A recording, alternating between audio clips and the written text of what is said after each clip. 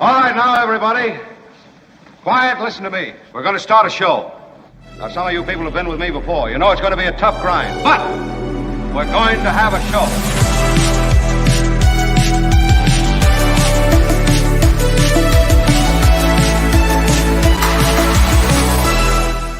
Thank you, everybody. I'm excited to be here. We have a lot of breaking news today. We have important analysis today. It really is going to be a great show. What? What's the problem, Albert? Is there a problem? No Albert problem. Looks ready. Albert, thank you. He is donning, for those who are just listening. I always like to be aware of the fact that podcast listeners maybe can't see the magic that is Albert with his San Francisco Giants hat on. We have a lot of Dodgers fans who listen to this show too, Albert.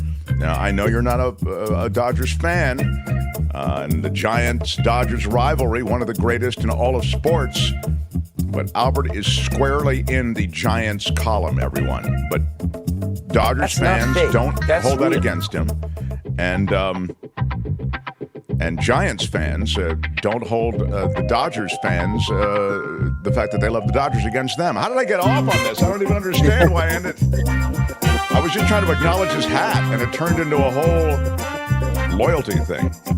Anyway, I love my Kim. She is... Kim, how are you? At her assigned post, and we can get started. I have breaking N-word news, which I never thought I'd have on this show. I'll get to that in a moment.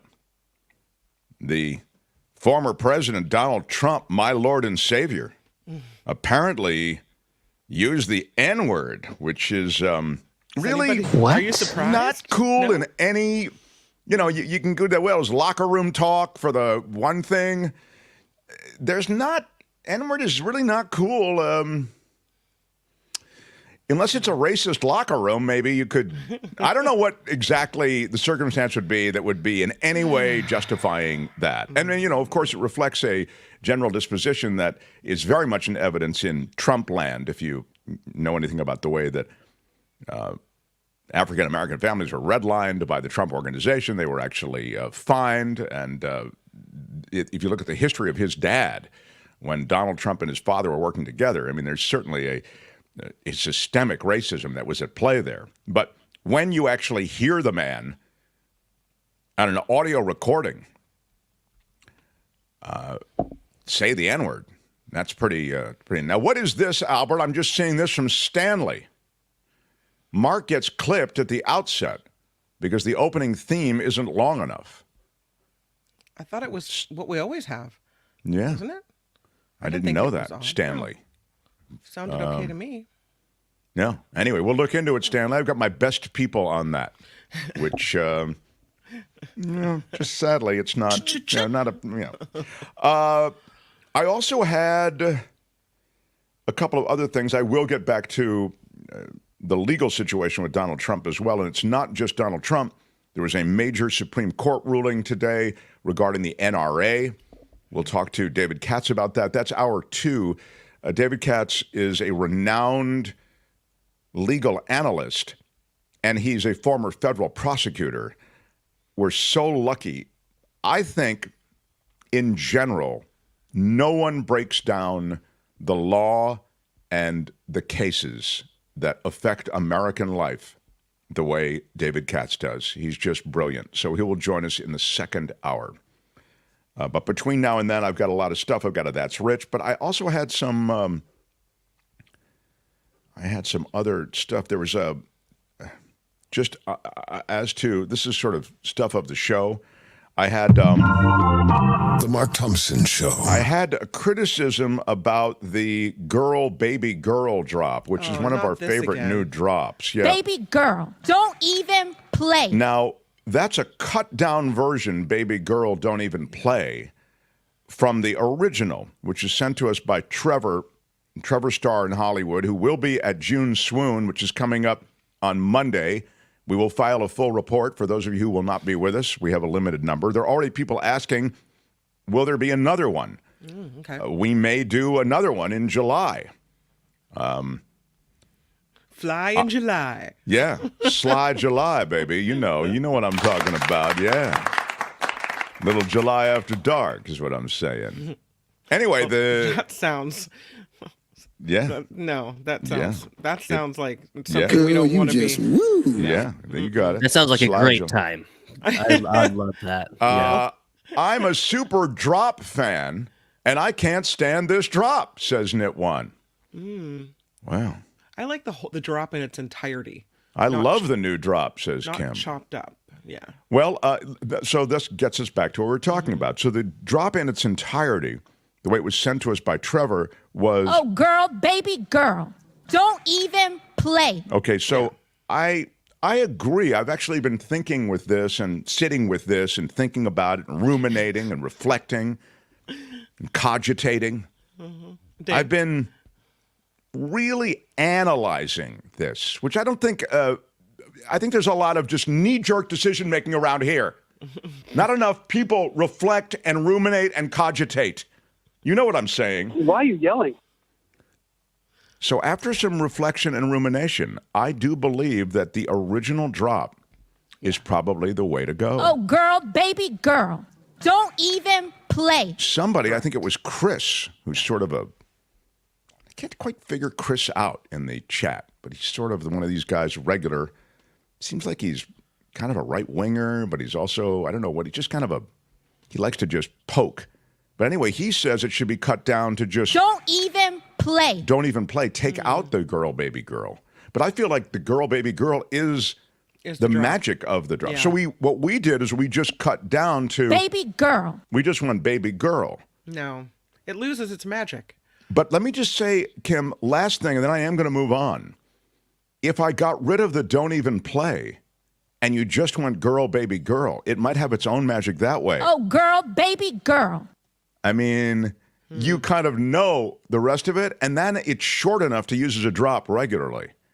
So I think what we're going to do is run the whole drop now. I mean, for the short term. Sure. But I'm really leaning toward just running that first part. Oh, girl, baby girl. I mean, you don't need the don't even play. Do you agree with me on that, Kim, or not? I like it. I like the whole thing. I feel like when I hear the girl, baby girl, I fill in the blank there. So, I feel like we've spent a little too much time on this, sir. I think. Oh, my God. Do you know what we're here for? I mean, I feel really, like this is, just play the drop. Do you know It's what we're here for? It's 2 extra seconds. It's not going to make that big of a deal. Just play the whole thing and we move on. You know what? Just saying Albert, like it is. who is this person we decided to do this show with? I do not even understand. Mark, I hate to say it, I kind of agree with Kim because you know how I feel about this. Whoever is producing this thing has no idea what they're doing. I could kiss him full on the lips right now at this Kim, moment. who is this person we've decided to let produce this show? I mean, it's crazy. I kind of love playing the drops. I like when people don't like it because I'll just start playing that drop even more. So It's a this is a classic Mark Thompson time waster. All right, fine, you guys. Morning. I can see when I'm being ganged up on. So all right. The Mark Thompson Show. In breaking N-word, I'm sorry. Sandy, I introduced Hubby to your show, and now he's concerned that testicles should have been a ding word. I feel like that was worth it, if only to make you say the word testicles. I don't well like done, to say the Sandy in word. Redwood City. It is Thank true. you very much. Yes. Well done. I don't Yeah. like to say the T word. I don't like the P word. I don't like any word related to the male genitalia. And for that matter, I don't like the V word. I don't know. I just don't Vagina? love it. Yeah. But anyway, I'm glad we could get back to stuff that's completely frivolous. Last Giants game I went to this spring, a young boy asked a man near me, "Who is your favorite team?" He said, "Anyone who's playing the Dodgers." There are a lot of people who very much are part of the rivalry. Kim, can you move the mic closer to you? Yeah. Yeah, that was in the chat from Albert. A little Yeah. closer. I think we might have to restart your computer because I have you turned up all the way, Kim. Oh, No, we have really? this problem with Kim. Her audio cannot be heard cleanly. I think that's a positive, actually, if I can just say that. But I mean, it sounds pretty good now. Maybe during the David Katz interview because some extended time away, but we'll try to work something out. okay, I'll figure. Okay. I'll fix it. Or talk All right, louder. everybody, can we now get to, let's please get to The Mark Thompson Show. I have breaking N-word news. Yeah. Trump called someone on The Apprentice, the TV show that really created the image of Donald Trump, a completely fake image of Donald Trump. The Donald Trump that you saw walking in slow motion from the helicopter with his name on it, walking in slow motion to the limousines. He was really an image created by Mark Burnett. That's been detailed. It was detailed even before the 2016 election, but people really swallowed the profile created by Mark Burnett on The Apprentice. So on The Apprentice, there was a lot of stuff that happened, of course, behind the scenes. They're rolling the whole time, and apparently Donald Trump used the N-word in relation to the show's black finalist. The Trump word was used in conjunction with a conclusion that Trump had reached, which was, even though it was the first season of The Apprentice and this black person had reached the finals, Trump was dead set against this person being crowned the apprentice, the victor. The details of this are now coming out in ways that they couldn't before because the NDAs that were originally signed have expired. Isn't that essentially what's happening, Kim? Say again? The contestant in question was Kwame Jackson, Right. a black Wall Street banker who worked at Goldman Sachs. In the final episode of season 1, Jackson was pitted against Bill Ranchich, a white entrepreneur from Chicago who owned a cigar business. They were tasked with managing 2 separate events at Trump properties. This may be something that you guys remember. This is the way the Apprentice was set up. They give them tasks. And then Trump has that fake board meeting. They talk about it. It's all staged, although the interaction and reactions can be authentic. And in this case, you can look at Trump's comments off the air to see clearly that this is a guy who felt the white guy should win. I mean, sadly, you have to make it. He said, and this is a direct quote, but I mean, would America buy a N-word winning? Right. And apparently there's audio tape of this somewhere, which has not been released. But the thing is, I feel like even though he likely used the N-word, and even if we had it to listen to on tape, no one cares. No one cared when he, without consent, said he was feeling up ladies in the private regions. No one cares when he offends Latino people on Cinco de Mayo. No one cares when he's a racist or when he's angry or when he's telling people to stand back and stand by or whatever it was. He's got the weirdest thing going on where he gets away with stuff that no one else could, and I don't really understand why. Well, I mean, it on some level is a reflection of the country. I mean, I would suggest that you can start there, But I also think that this guy has his own bizarre charisma. A lot of people like to hear him smack talk, and they put all of this in the sort of the bucket of smack talking. Now, as Kim has noted, there is audio of this, and the reason there's audio of this has to do with the fact that The Apprentice was a game show. In other words, people were eliminated and they were on their way to win something if they were not eliminated. And because of that, there are very strict standards and practice rules that are in place. You can't tell Donald Trump as a producer, and Trump, of course, is a producer on the show as well, who you think should win, what would be best for the show. But you can have meetings backroom meetings with Trump, and that's exactly what they had. And during those meetings, there is a recorded aspect to it, so it can be memorialized, again, for a lot of legal reasons. And it was during one of those meetings that he made those comments that Kim is talking about. So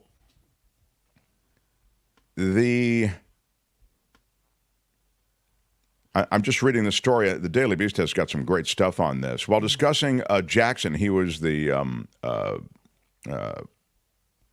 Wall Street banker who worked at Goldman Sachs. While discussing Jackson and Rancic's performance, there was subtle advocacy in Jackson's favor. One person said that she'd seen Jackson overcome more obstacles in his task than Rancic did, especially in the way that he managed Omarosa. Remember Omarosa? Oh, yeah. I think Kwame would be a great addition to the organization, said someone outright to Trump. But that's when Trump is described as having been wincing multiple times while listening to this stuff about Kwame Jackson. And then the comment. It was on the heels of some of these positive comments about Kwame Jackson. Why didn't he just fire her? Trump asked, referring to Omarosa. That's not his job, one producer responded. That's yours. I don't think he knew he had the ability to do that.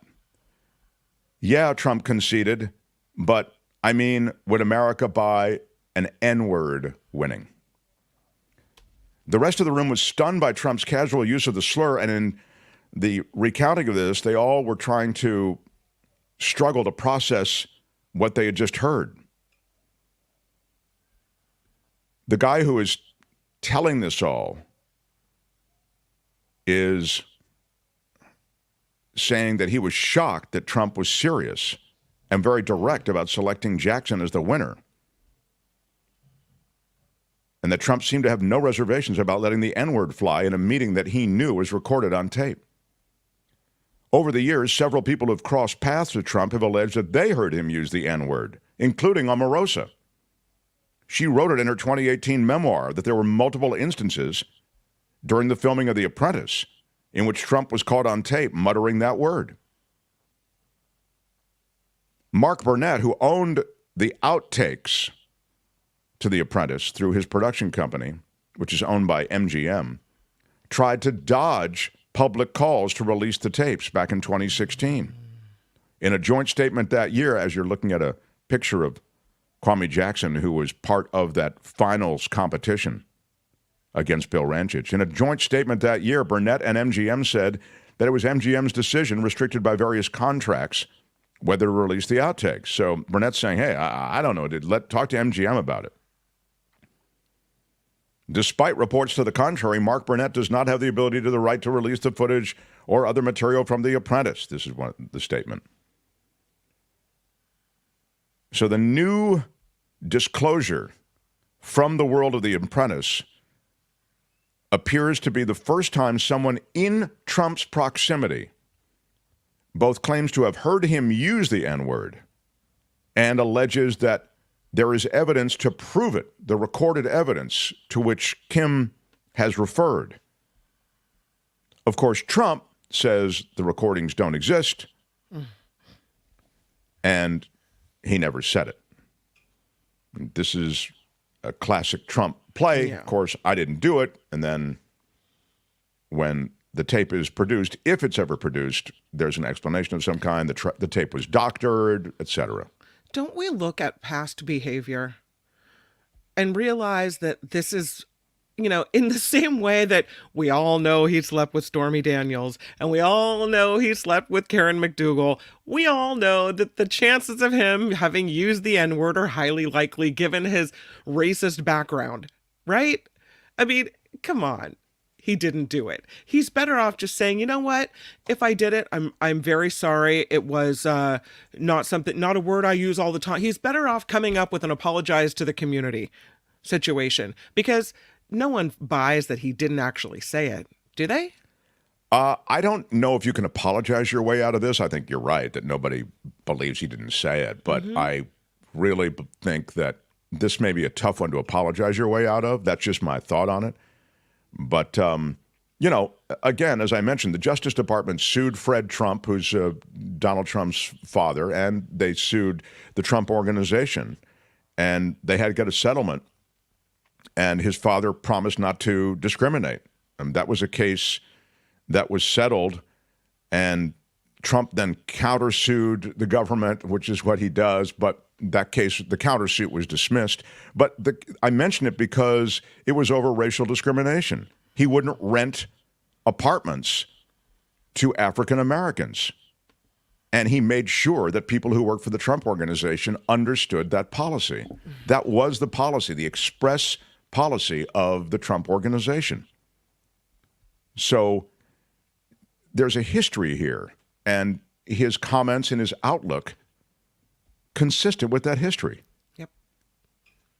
It's sadly true what Kim is saying, which is, in the end, I don't know that it moves the meter at all. No. There is a cult of personality around this guy, and there's also a cultural divide, which is associated with law and order and immigration and all of these things that have been, I think, amplified unfairly to suggest somehow that Donald Trump, our Lord and Savior, can make this better. And it's for those reasons that people are ready to overlook some of the most heinous stuff. I mean, the grab them by the pee stuff, come on, man. You cannot overlook that. And yet, America did.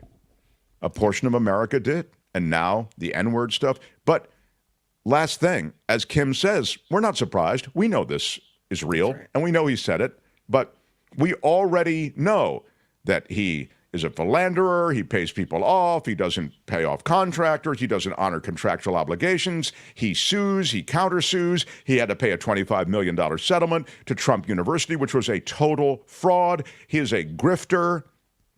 We know all of these things. So he's a racist, I get it, but he'll shut down the border, he'll get stuff done, but he uses the government for his own purposes. He enriches himself and his family, the closest advisors who wouldn't even pass a security test, a security check on all of these advisors from his family who he wanted to create essentially positions that would have access to top secret information, classified information. They didn't pass the background check. Trump Bigfooted it. It's like, yeah, I know, but it's him, yeah. And his daughter accompanied him on a trip to China to get her trademarks approved. I mean, and she got it during an economic summit. Any of these things would have derailed any other candidate. His cabinet members, 3 of them resigned for corruption. Wilbur Ross, the Department of Commerce Secretary.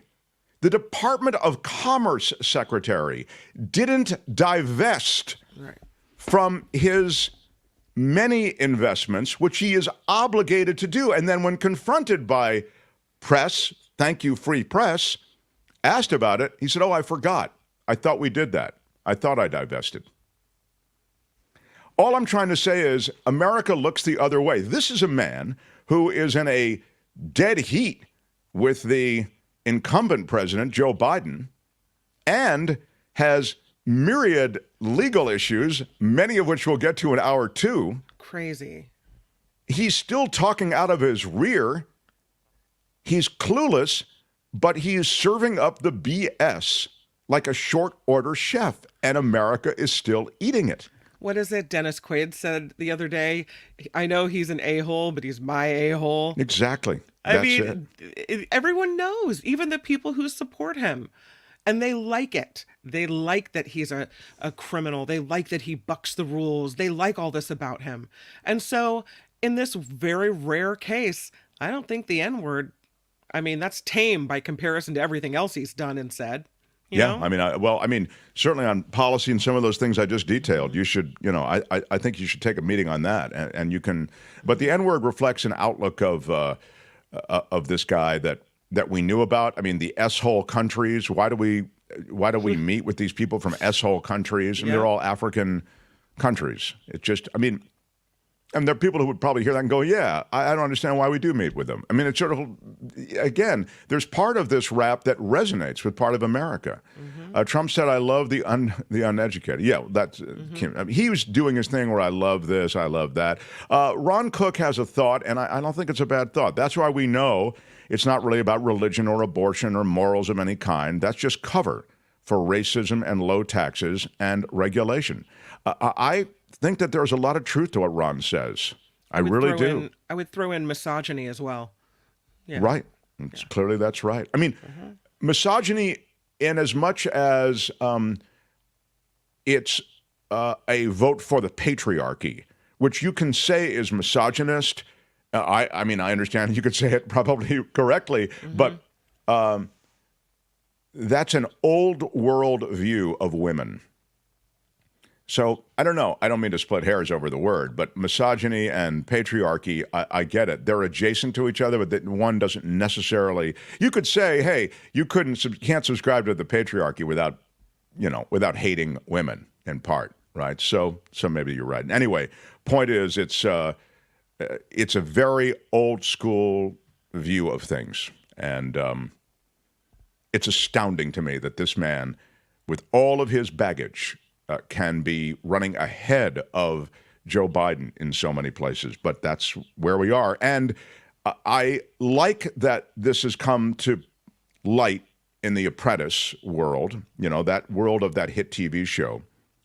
I like it not for necessarily just the N-word and the revelations about him using it. By the way, these were out there before the 2016 election.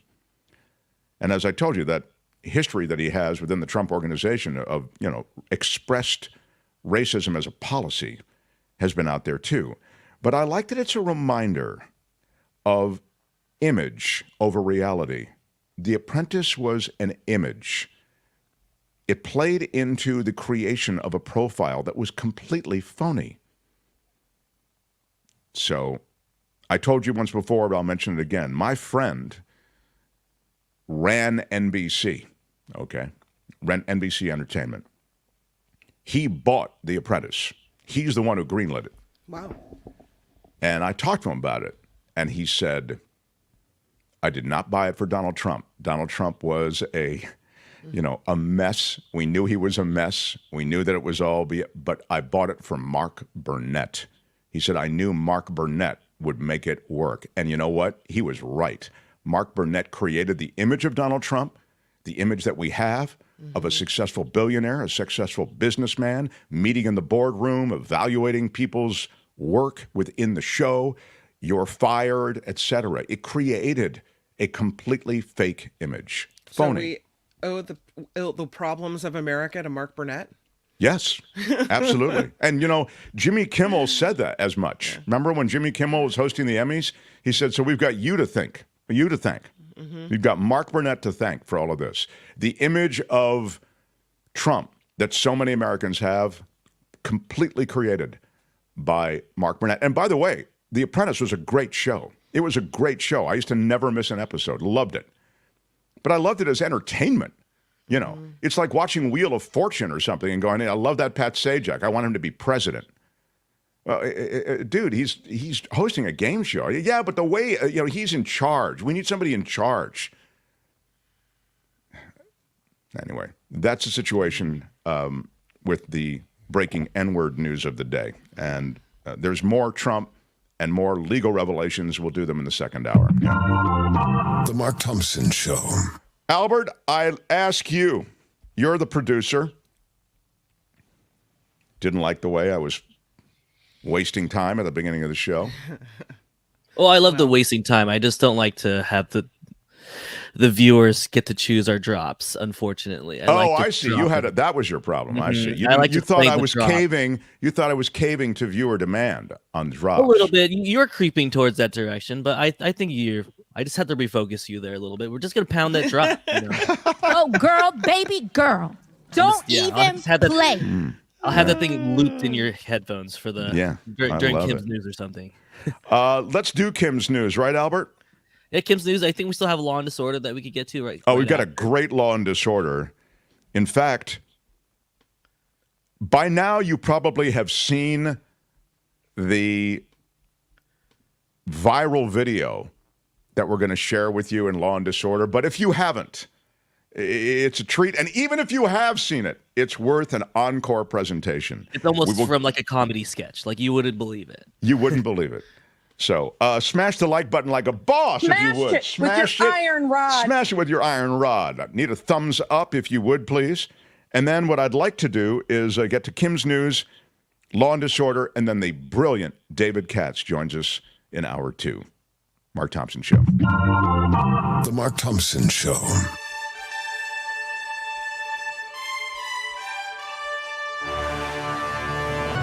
On the Mark Thompson Show, I'm Kim McAllister, and this report is sponsored by CoachellaValleyCoffee.com.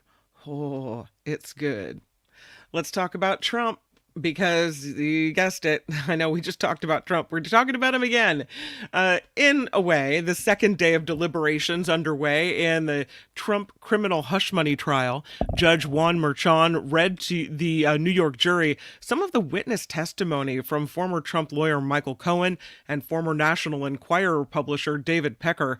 Judge Merchan also reviewed his instructions again after the jury asked questions while deliberating yesterday. It's funny, CNN has a time ticker, like a time stamp with the verdict watch. We're at, 8 hours and some odd minutes. Supreme Court. That's, I mean, and you know, we mentioned this before, but it bears repeating.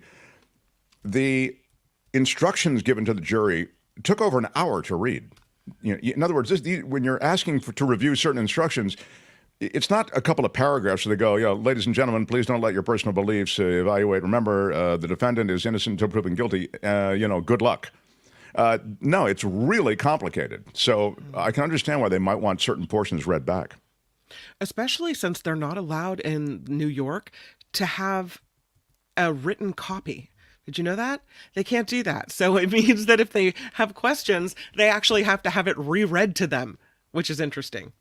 Because you would think it would be helpful to actually have those instructions with you so you could reread them when you're looking at the evidence, but no, can't do it.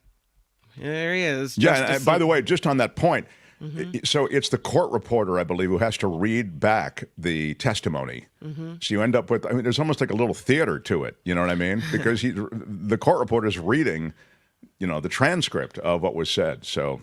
Yeah, there's a bit of that. That could take a while. Okay. Oh, there he is. Yeah. America's favorite Supreme Court justice. Supreme Court justices Samuel Alito, pictured here, and also Clarence Thomas, are facing some pressure from Democrats to recuse themselves from cases related to former President Trump and the 2020 election. Connecticut Senator Richard Blumenthal asked Chief Justice John Roberts in a letter today to exert his powers to force the justices off of these cases.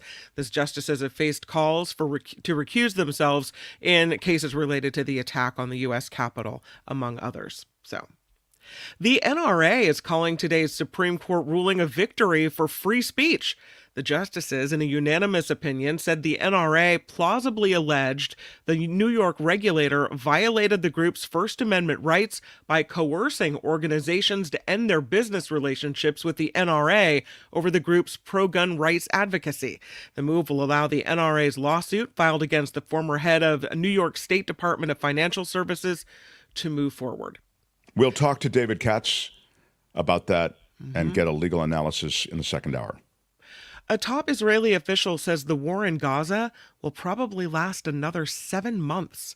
Israel's national security advisor made the claim Wednesday on public radio, said they expect another 7 months of combat to achieve the destruction of the military and the governing capabilities of both Hamas and the Islamic Jihad. He claimed that Israel does not want to rule Gaza following the end of this war. No, I believe that. I believe they don't want to rule Gaza. No.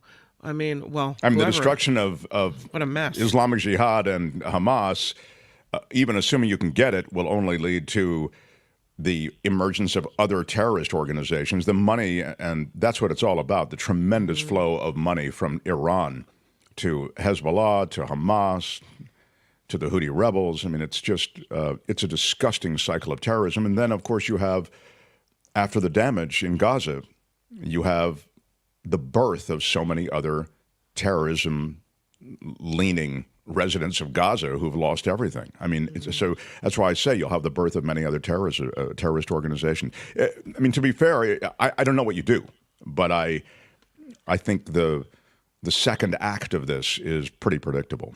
Sure. Hawaii. Let's go there. Look at Diamond Head and a beautiful scene there. Hawaii is the safest place to visit in the world.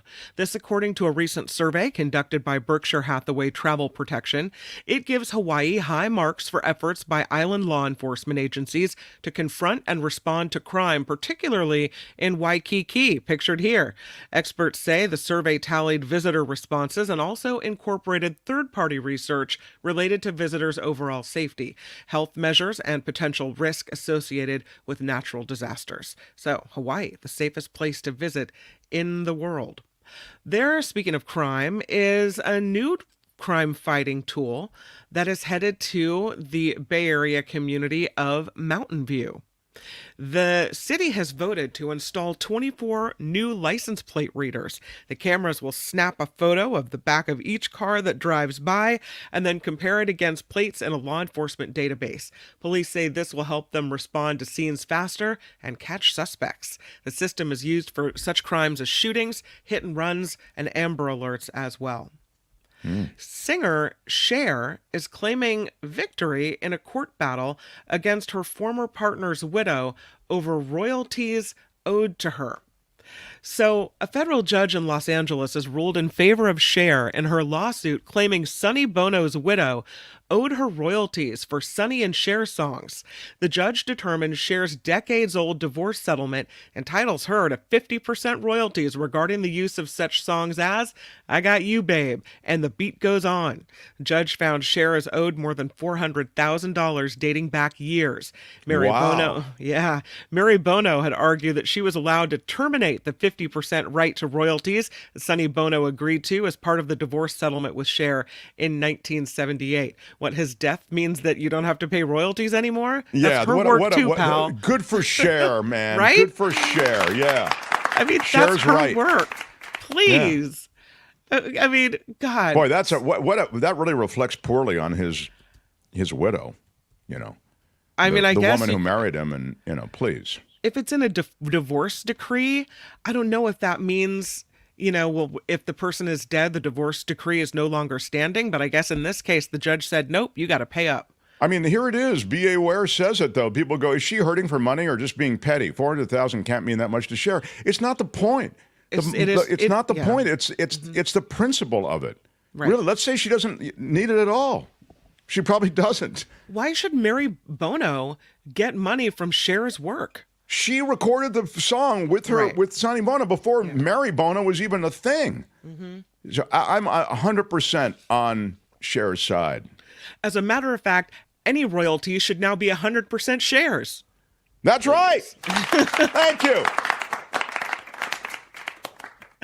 In San Francisco, the countdown is on to an outdoor rave. 25,000 fans plan to watch two of the biggest electronic music performers in front of City Hall on Saturday. What could possibly go wrong?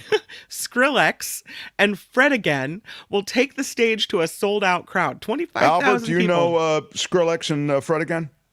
You familiar with them? Of course he does. Yeah. You're the one who's familiar with Skrillex, but that was probably more than 10 years ago, where he would be pretty relevant, but people still love Skrillex. So I mean, a lot of these guys have staying power. I mean, 10 years isn't a long time necessarily.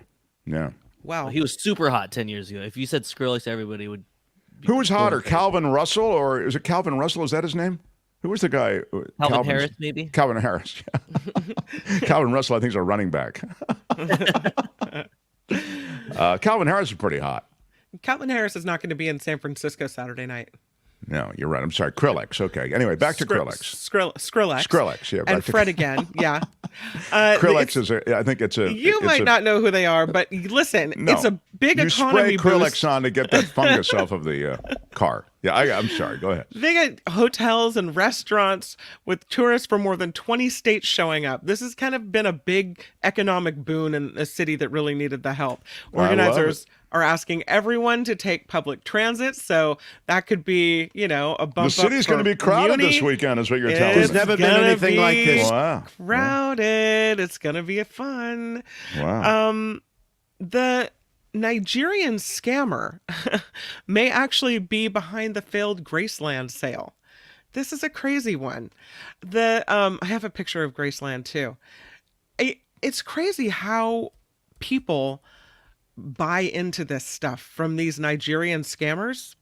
But it turns out that is exactly what may have happened with this whole Graceland sale. The identity thief from Nigeria could be behind this whole thing.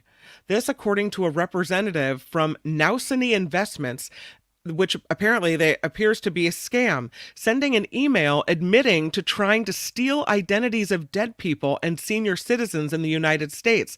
While the investigation continues, the whole plot fell apart last week when a judge postponed the proceedings for a foreclosure sale of Elvis's Memphis mansion. Can you believe it even got that far? Man. What a jerk. Yeah, absolutely. I mean, it's shocking that they almost auctioned off Graceland. Because Seriously. of a scam. Right. Because of a scam. I don't get it, Kim. I don't. The Mega Millions jackpot is now worth more than $500 million. That's right. There was no winner Tuesday night in the lottery for $489 million, so now the jackpot rolls over. Let it ride to the next drawing on Friday night, where it'll be worth an estimated $522 million. It's only the second time this year the Mega Millions has passed $500 million. So... This is interesting because I got an email, let me see if I can find it, about the lottery. I've received a lot of positive letters. Here it is from Bruce. Mark, if you win Mega Millions, will you still do the show? Bruce. Would you? I think I would do the show, absolutely. I think it would be, I think I'd do a bigger and badder show than ever before. I wouldn't have to ask the audience to support us. Yeah. I could afford to pay my darling Kim in a manner that would keep up that bloated lifestyle that she has. Yeah, that's good. I could take care of Albert, make it a full-time thing. Tony, I could bring on board as a special tech advisor full-time. Yeah. I'm already spending it. Sounds great. So, yes, the show would continue if I win the lottery. Right on. Yeah. We'll all be here, and we'll be paid very handsomely. Thank you for your email. North Korea has allegedly sent a fleet of balloons carrying trash into South Korea. That's nice. Wednesday, multiple sources reported balloons scattered garbage, waste paper, and excrement sent into the country. It's like a love letter. North Korean leader Kim Jong-un's sister released a statement about the situation, claiming South Korean officials have urged the North to stop sending the balloons immediately, calling it a clear violation of national law.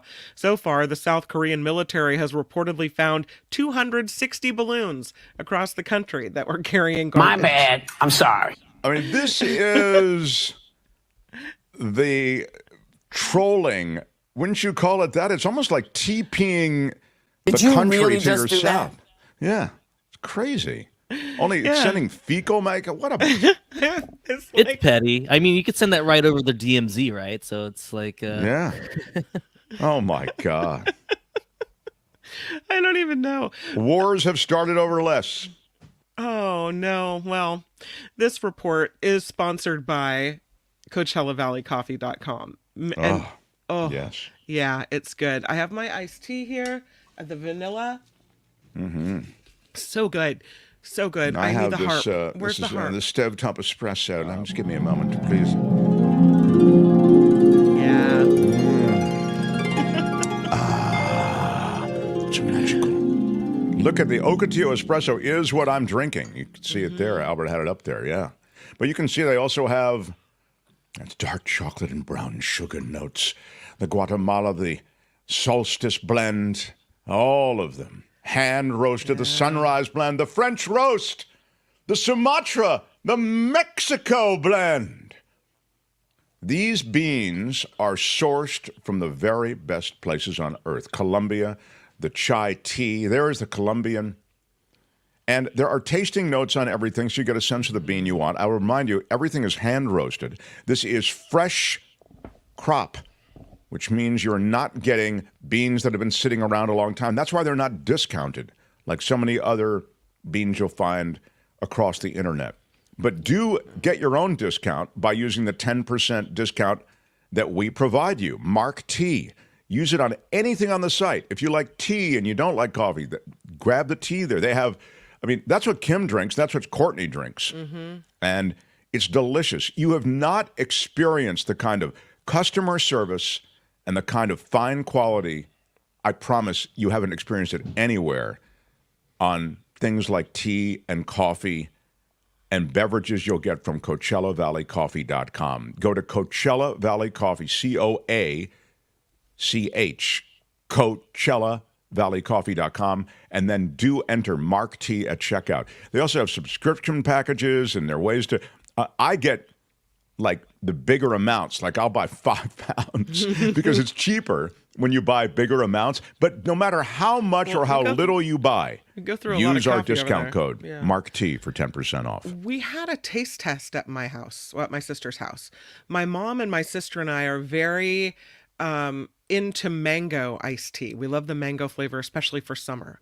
And so it was my mom's birthday, and I had given my sister some of the mango tea in her stocking for Christmas. And my mom loves Trader Joe's mango iced tea. And my sister had bought this other hoity-toity kind of iced tea for, you know, it was a kind of expensive thing. And so we taste tested all 3 of them together. And all of us picked the Coachella Valley mango iced tea as the winner. Wow, Yeah. that's very cool. Yeah. Really do love it. Yep. Well, people have had great experiences. I can read you emails that I get from viewers, listeners. And here's just a quick comment from Janet. I just bought the Sunrise blend. It really is good. I usually get Ocotillo. Yeah. Nice. Definitely use that discount code, everybody, because, you know, cost you a few dollars. And if we can save you a few dollars, why not do it? Mark T at checkout, CoachellaValleyCoffee.com. I'm Kim McAllister. This be The Mark Thompson Show.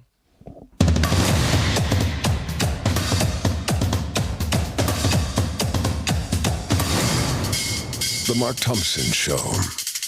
Do you know what we're here for? This is Mark Thompson.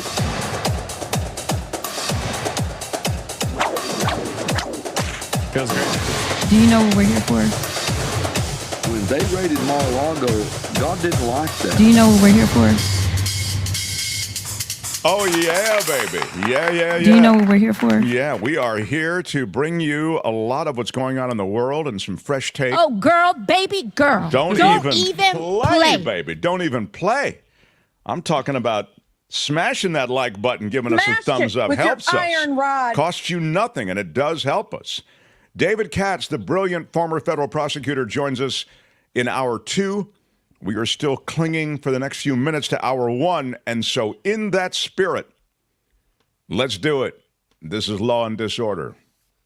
In the criminal justice system, the people, pimps, addicts, thieves, bums, winos, girls who can't keep an address, and men who don't care, are represented by 2 separate yet equally important groups. A cop, a flatfoot, a bull, a dick, John Law. You're the fuzz, the heat, you're poison, you're trouble, you're bad news. These are their stories. It was a simple wedding contract, Kim.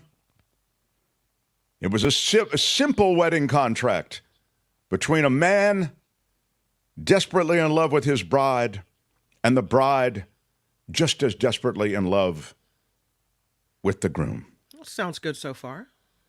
Sadly, 12 days after the wedding, things hit the skids. They should still be in the newlywed phase, like the extra lovey-dovey part. What well, happened? The wife avoided sex by saying she was having, that time of the month. Sure. But after 12 days, the 26-year-old man, well, he realized that something was odd about his new wife. Uh-oh. Yes. Apparently, his new wife was actually a man. Oh. What? Mm-hmm. A very pretty man. Maybe the prettiest. Look at the picture. I mean, she looks gorgeous. Apparently, she/he behaved like a woman, had a female-sounding voice. This makes the case for premarital sex. This is why you test out the goods before you get there. No? Right? Wow. Yeah. Look at Kim. Mm-hmm. Yeah. Apparently, if you look at their wedding photos, Adinda, who is the name of the bride, looks exactly like a real woman. He also has a gentle voice and tone, so there was no suspicion at all about him being a woman. Well, now, sadly, first of all, the sadness that this romance has hit the skids after such a short time. It's unfortunate. And the revelation associated with gender. But secondly, the bride has now been arrested by the police. What? Yeah, that's why it's in law and disorder. Yeah. There is the bride looking less bride-ish and more booking photo-ish. And apparently his plan was to steal the family assets after marrying the groom. On the Mark Thompson show booking photo meter, giving him a 5. Sadly, once you dress him down, he's not a woman anymore. Not quite as pretty. I mean, if we review this, just the hands alone is concerning. Like it's those are some large hands. Yeah. The groom really wanted it to be his dream bride. Didn't work out that way. Look, as I tell you from time to time, the heart wants what it wants. Don't try to stop it. Oh, poor guy, poor groom. Good news, if you haven't gotten the couple a gift, probably don't need to worry about that anymore. There is a piece of video that is being circulated now that you must see, and you must experience this if you haven't already. This is a man who is joining a court case via Zoom, and the court case is about getting his driver's license back. Isn't that what it's about, Albert? That's correct.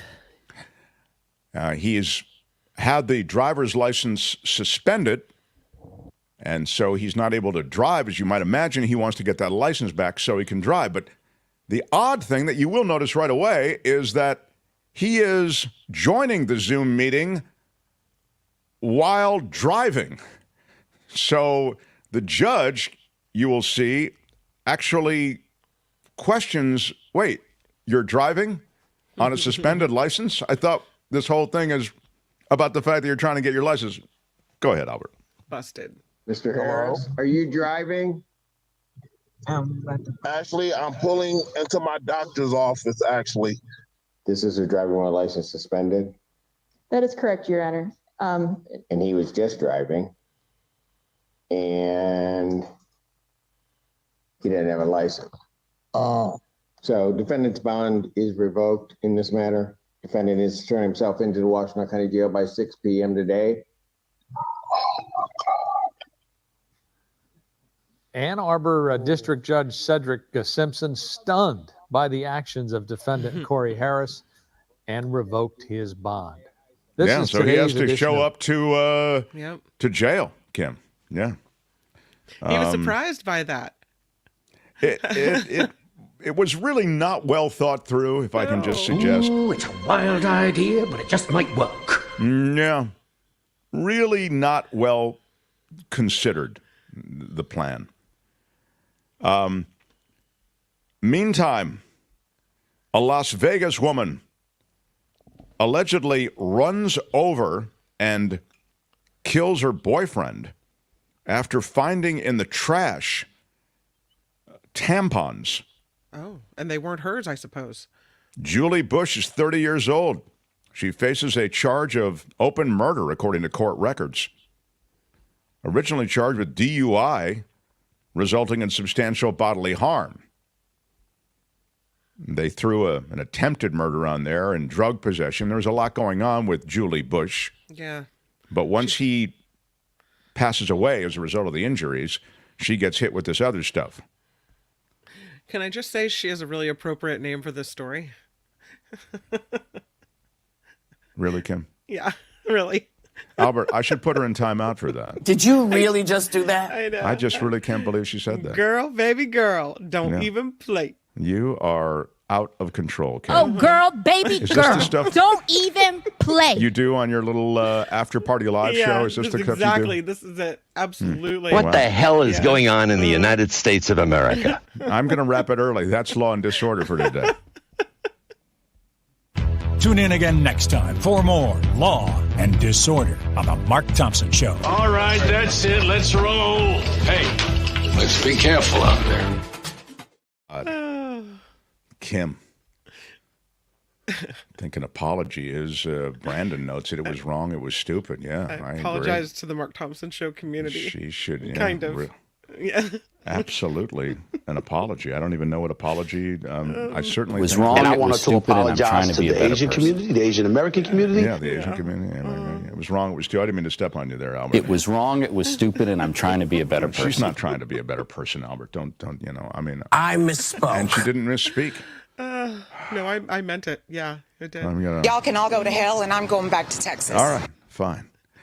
Before David Katz gets here, he's not here yet, right? I don't think so. I want to do a That's Rich, Albert. Can I finally get to this That's Rich? I've been sitting on it.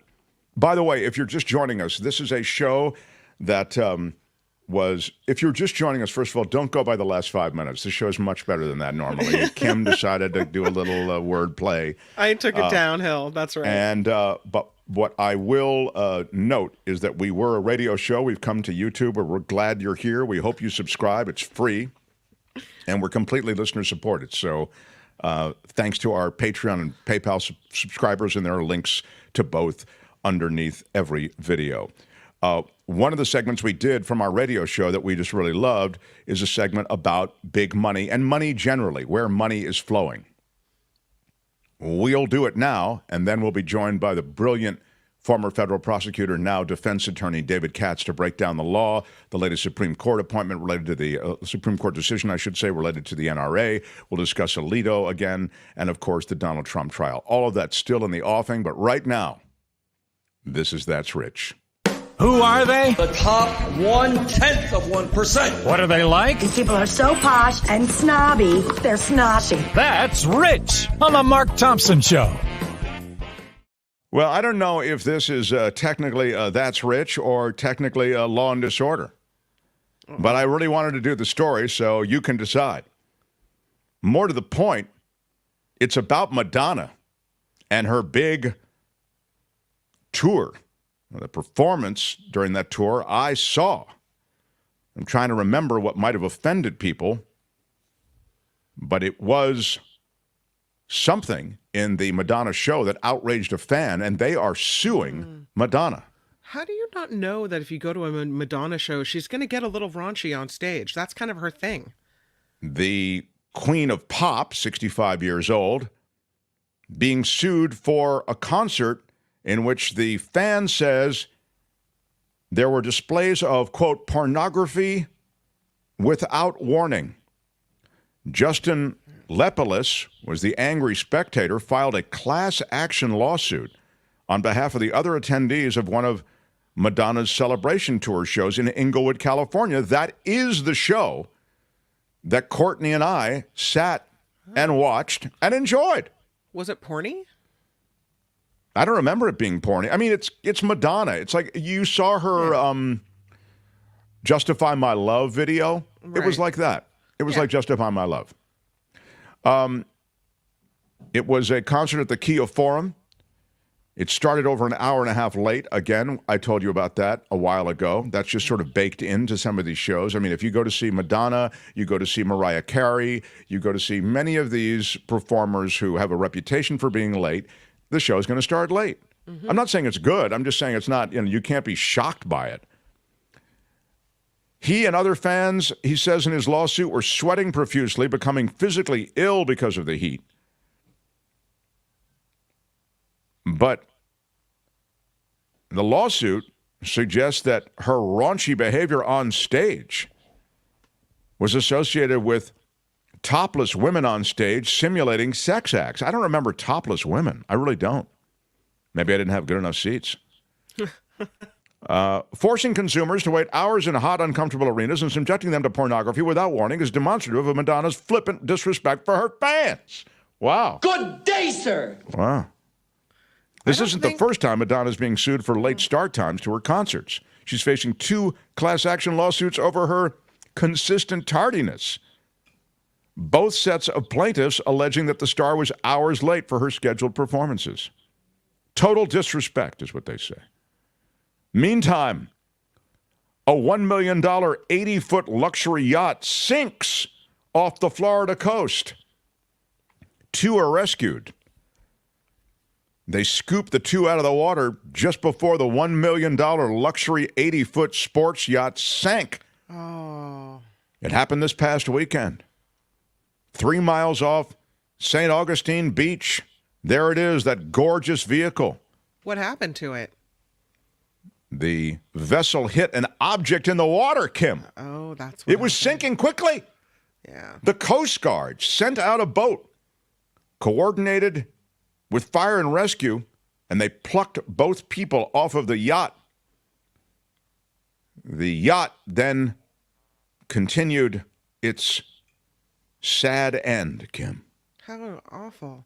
I am surprised that with this yacht, there wasn't a couple of jet skis on the back or a nice dinghy where they could have just, Well, it's not that kind of yacht, yeah. Kim. Oh, okay. You don't know your yachts. Not every Apparently- yacht has, a dinghy and ski-doo off the back of it. I'm yacht ignorant. If I had a yacht, mine would have a ski-doo. Oh, for sure. okay. Yeah. Mm-hmm. The Home Alone house is for sale.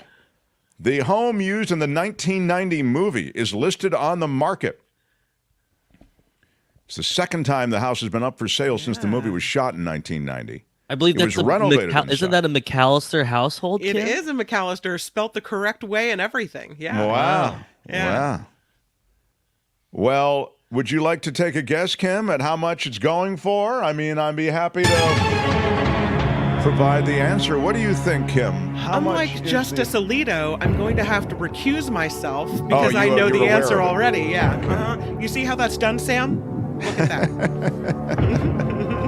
Anybody have a thought as to how much the Home Alone house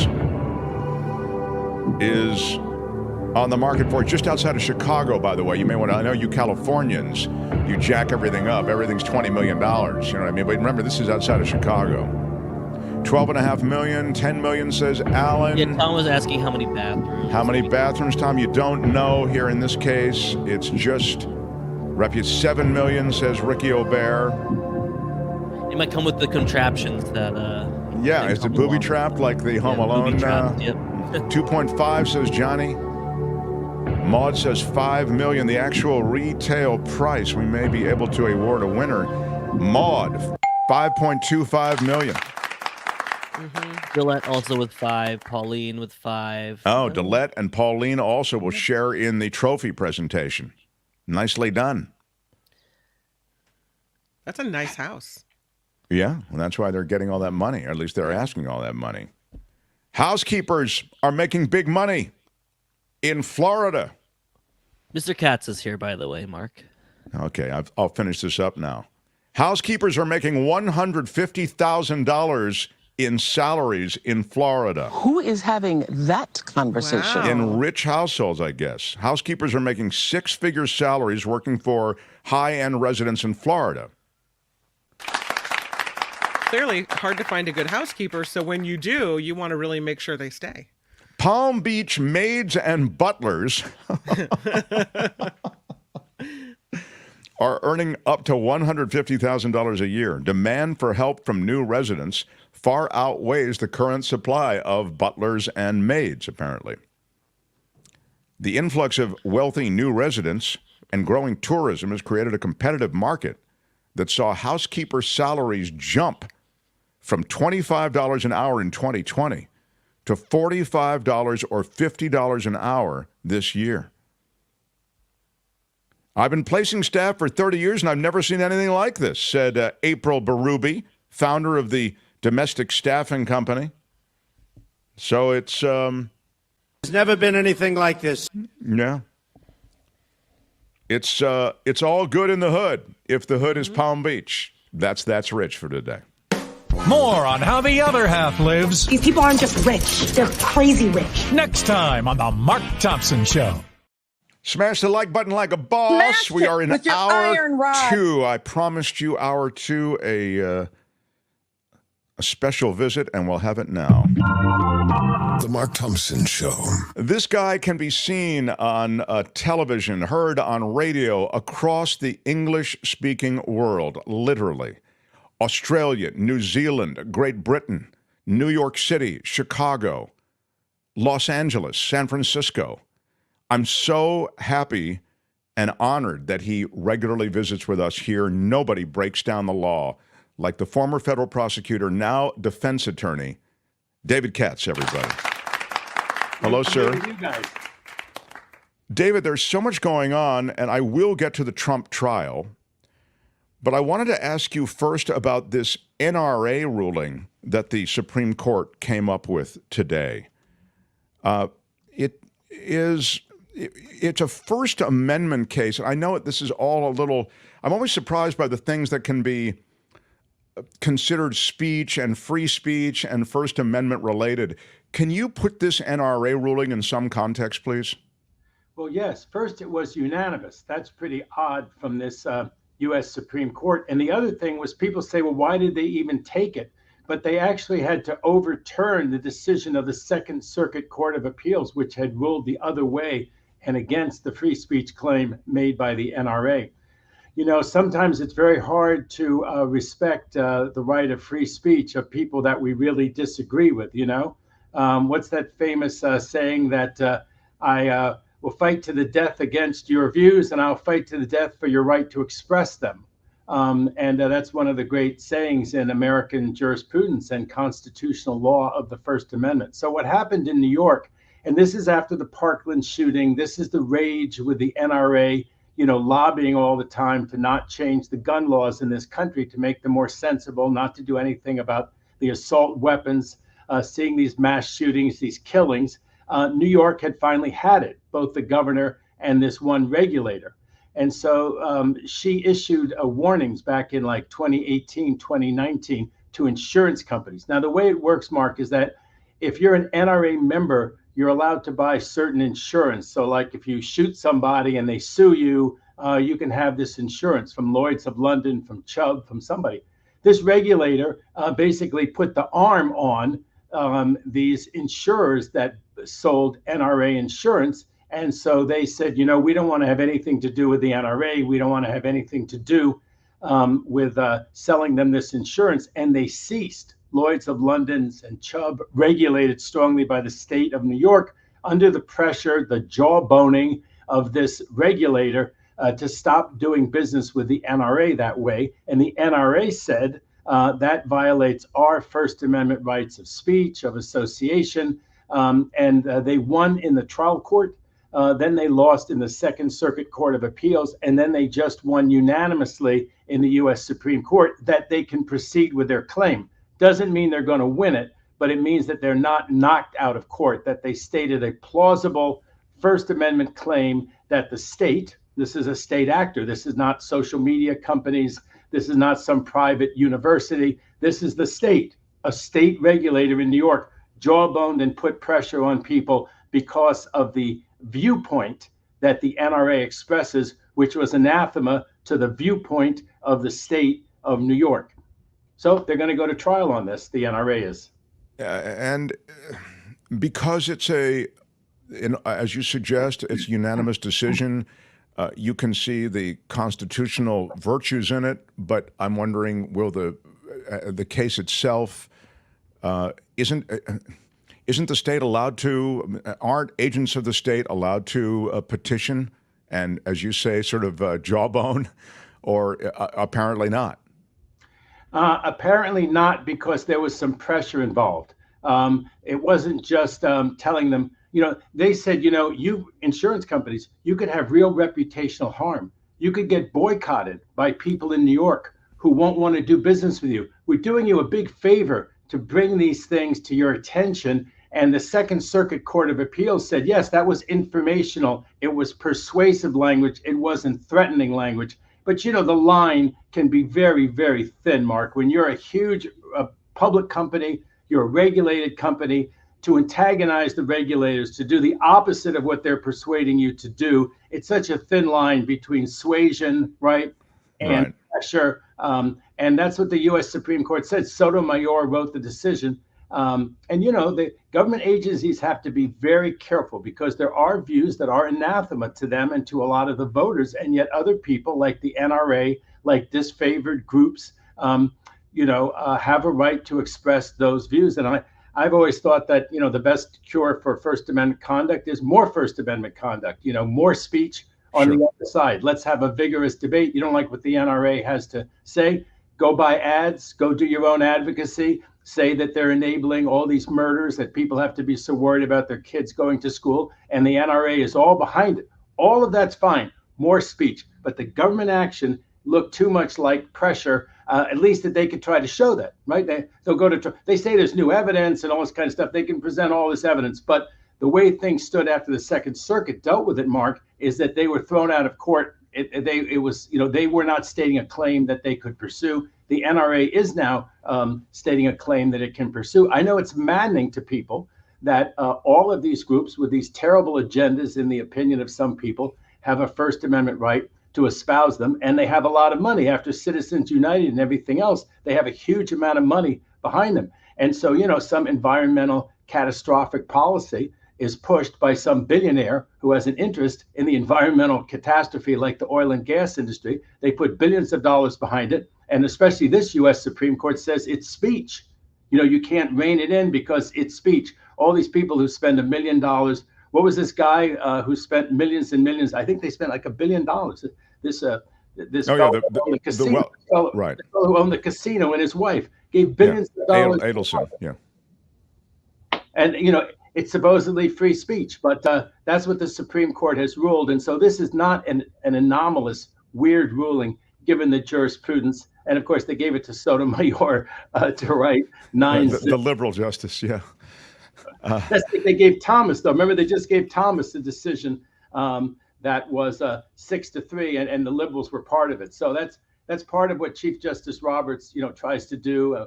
Move it around, try to show unanimity, try to show that the court is not that partisan. We all know the court is unbelievably partisan and polarized. But Alito, wife, not him. She's the one who likes to fly flags, not him. I'm glad you bring us to Alito, and I will get to the Trump trial in a moment. But the Alito flag thing, now that it's been detailed in ways that it has by contemporaneous events as they were reported by law enforcement. The neighbor actually complained that the neighbor that supposedly had this fight with the Alitos, meaning, and when I say fight, it was over politics. I mean, they had an F Trump sign on their lawn, and the Alitos lived across the street. They didn't like the F Trump sign, to say the least, and Mrs. Alito literally ran up to their car and spit on the car. And it was that kind of relationship. So it was an intense hatred. And so it was in response to that, it suggested that neighbor dispute that this flag was flown. Less clear is the beach house where they were flying that, what is it, the heaven, it's the religious nationalist flag that's been co-opted by the J6ers. And so that wasn't any kind of neighborly dispute.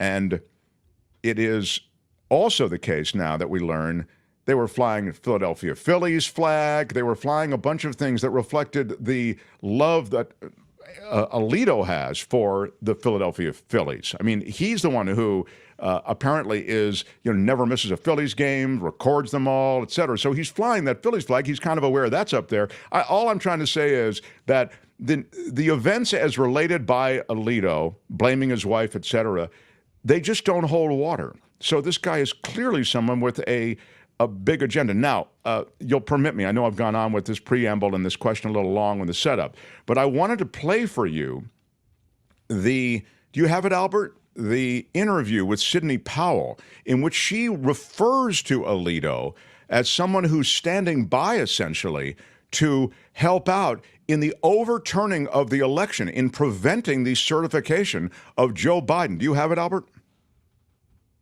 Here we go. Heard untold election case. Yes, we were filing a 12th Amendment constitutional challenge to the process that the Congress was about to use under the Electoral Act provisions that simply don't jive with the 12th Amendment to the United States Constitution. And Justice Alito was our circuit justice for that. Louis Gohmert was the plaintiff in our lawsuit. And we were suing the vice president to follow the 12th Amendment as opposed to the Electoral Count Act, or Electoral College Act. So that was the main point. And Nancy Pelosi had finagled to file an amicus brief in it. There'd been inside goings on in Congress whereby I believe it was Steve Scalise and McCarthy kept her from being an actual party. She wanted to work her way into the case as a party, but somehow politically that didn't happen. But so she got noticed when we made her filing because she wanted to file an amicus brief, or had filed an amicus brief. And then, everything broke loose and she had to really speed up reconvening Congress to get the vote going before Justice Alito might have issued an injunction to stop it all, which is what should have happened. So that was their ace in the hole, that Alito was going to stop it all. And again, that last part's important, that Nancy Pelosi reconvened Congress that day, and that was the critical thing that was able to create enough momentum to certify the election. Your thoughts? Well, I think it's absolutely fascinating, and it's interesting to hear from these people like Sidney Powell. I'd like to hear from Eastman. I'd like to hear from the Cheese Bro. These people who were sort of the theorists, whatever you want to call it. They were, the architects intellectually, legally of the insurrection. But this is absolutely fascinating. I think it's for your viewers. There are 13 federal circuits. There's 11 circuits around the country geographically. There's the DC circuit, and there's something called the federal circuit.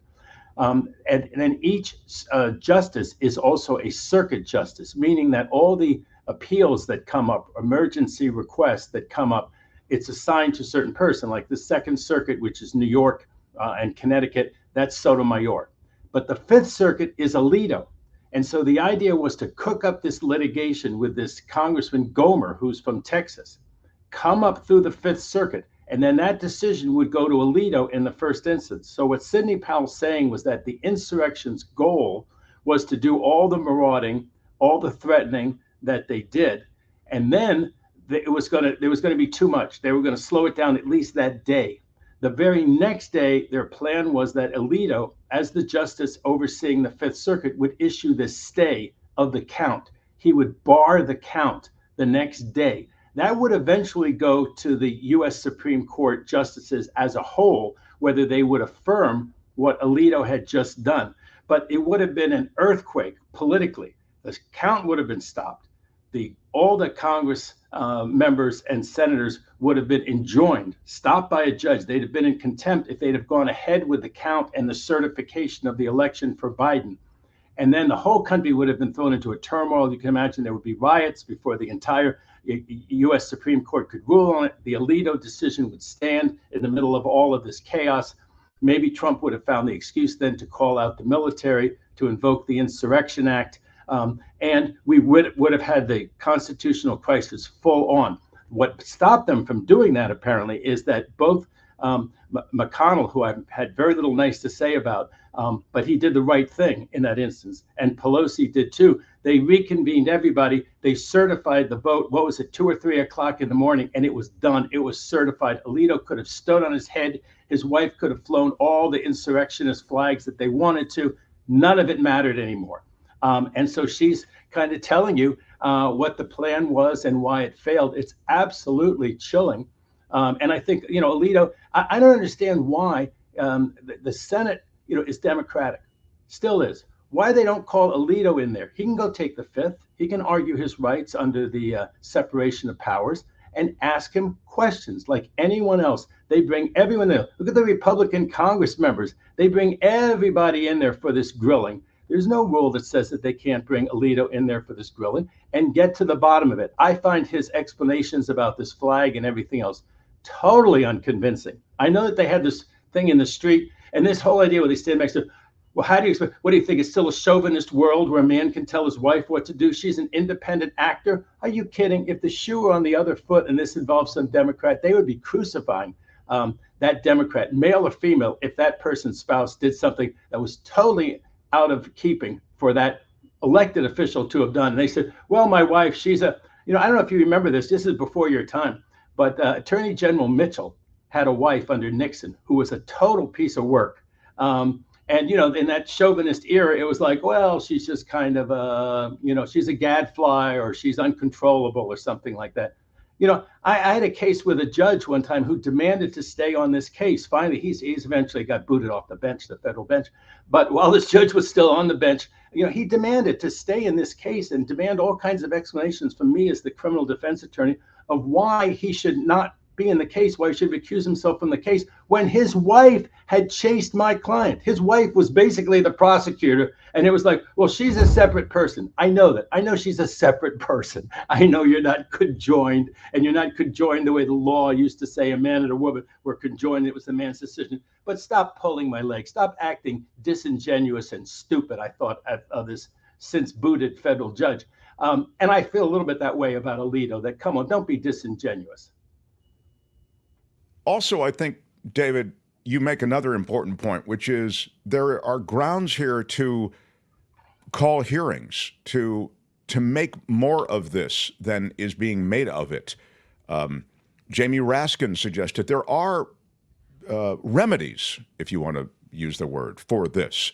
And you see some of it, the Dick Durbin stuff, meaning, I want some answers here. I'm, thinking about calling some kind of committee together to, it's the same stuff we see with Clarence Thomas. Everybody speaks somewhat tepidly about it. I find it confounding why we walk on eggshells around such clear corruption.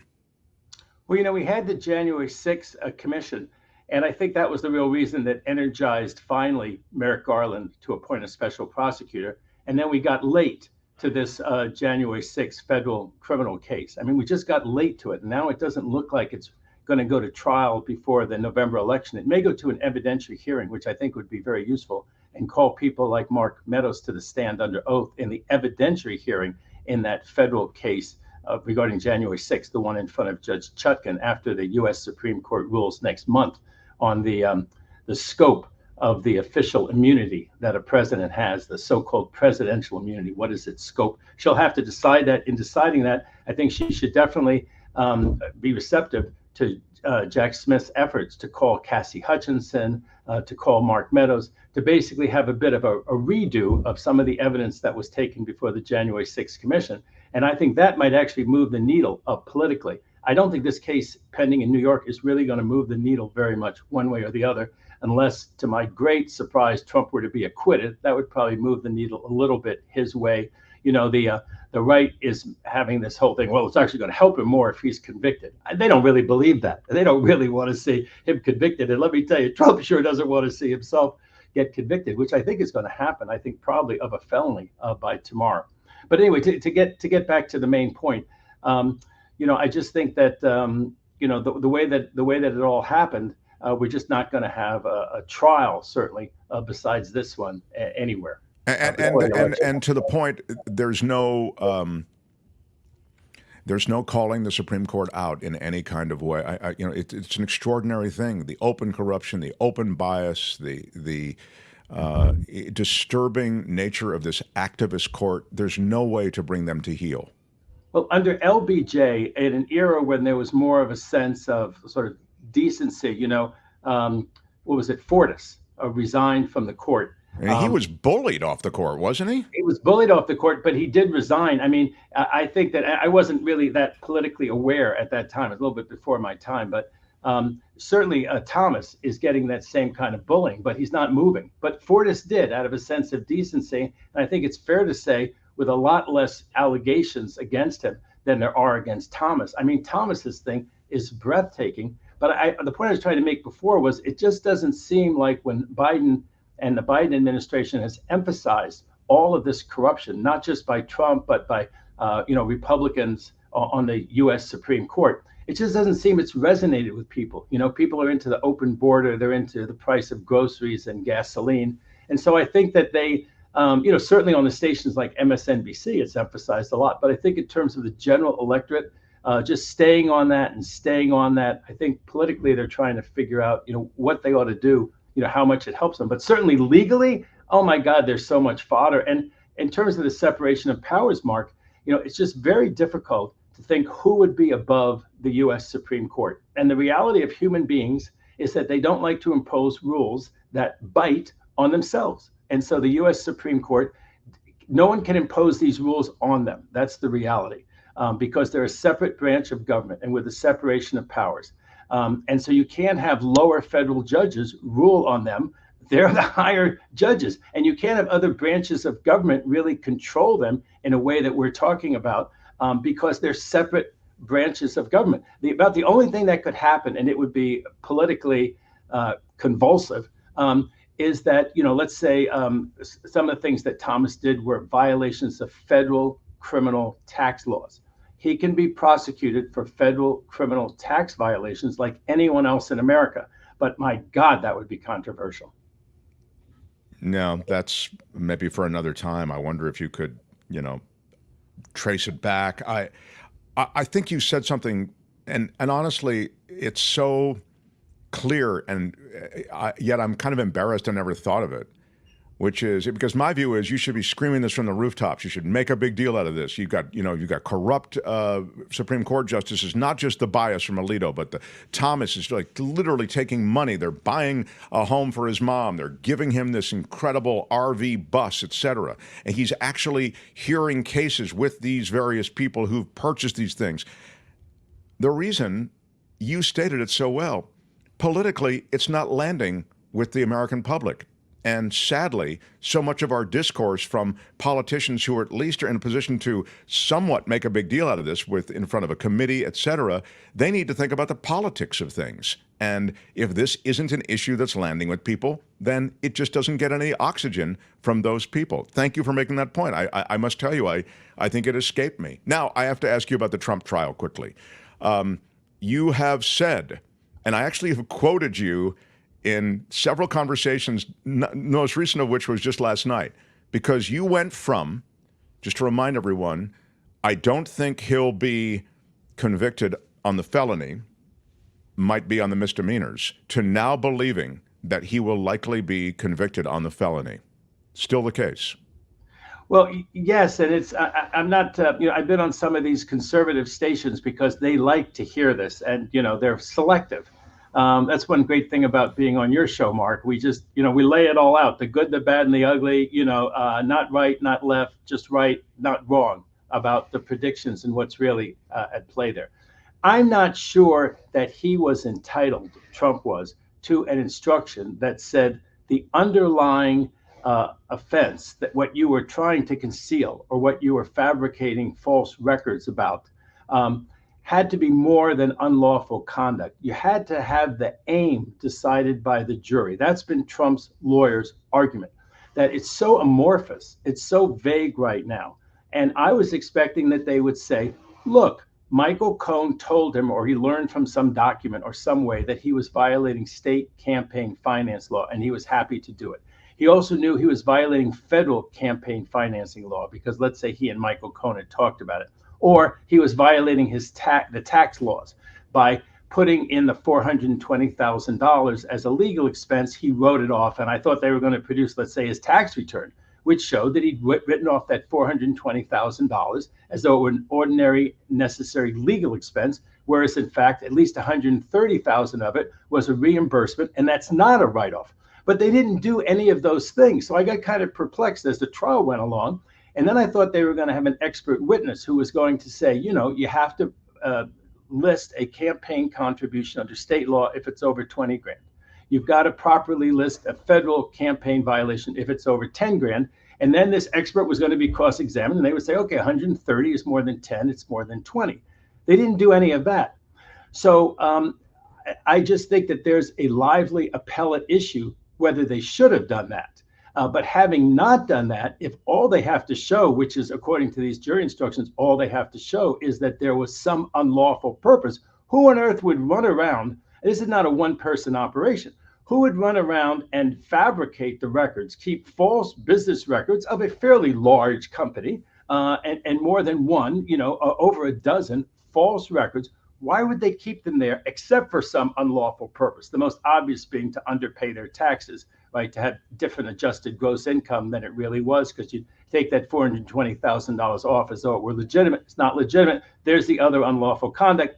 It seemed to me that there's a good argument again on appeal that makes every misdemeanor into a felony. And therefore, why did the legislature spell out a misdemeanor separate from a felony if every misdemeanor becomes a felony? Because the only person who can beat the felony then is the guy who maintains false business records solely for the purpose of showing it to a buddy from a reunion and saying, look, I'm richer than I am. That's not going to be anybody. Everybody's going to have this general, vague, unlawful purpose. And there's also going to be an argument that they should have shown the evidence that backs it up. They should have shown what were the campaign finance laws at the time.